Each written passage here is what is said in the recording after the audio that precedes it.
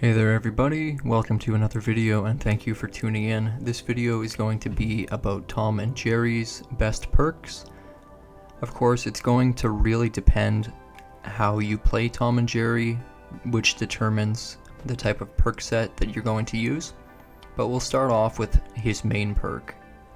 So I can see an argument for either of these main perks being the better perk, but I personally use Dynamite Split because when I do not have Jerry available, it gives me an option to wall out my opponent while I'm letting Jerry recover.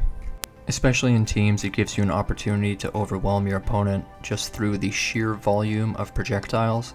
It gives your opponent an opportunity to perhaps regain their composure, as well as an opportunity to combo out of your Dynamite Split. 3 projectiles are always better than 1, so that was my calculus when choosing this perk. The other perk is a little bit more recovery oriented, so if you are having a hard time recovering, that might be the perk for you. I'm not really set on either one. The first alternative perk I have is Up, Up, and a Sleigh. Your team deals 5% increased damage with attacks that knock enemies upward. So one of his best kill moves from a melee standpoint is his up air, and if you're trying to accumulate damage through the use of projectiles, you're going to have to finish off your opponent, and it won't always be with projectiles, and your most reliable kill option is up air. So having an up air that deals more damage and therefore knockback will also be a useful tool to have. The other perk I use is Deadshot. Your team deals 5% increased damage with projectiles.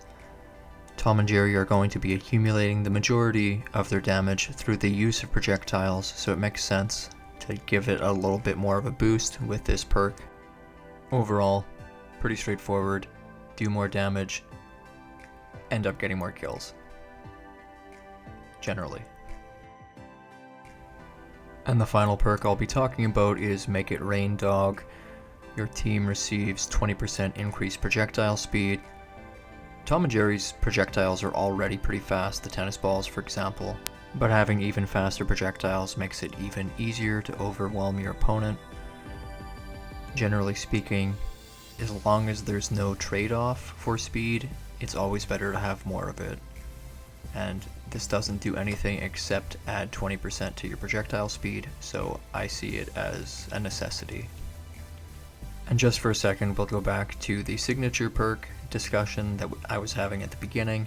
So for this, Tom's fishing pole is weaker, but if he hits a ground or a wall with it, he'll pull himself to the terrain. It's definitely a good tether-like recovery. I can't argue against that, but I still don't think the trade-off is good. And I know a lot of you are probably going to disagree with that, and I would love to hear your input. I'm open to all of your opinions and comments. And like usual, thank you for watching. Please like, share, and subscribe, and I will be putting out more content very soon. Let me know what else you'd like to see. Until next time, have a good one.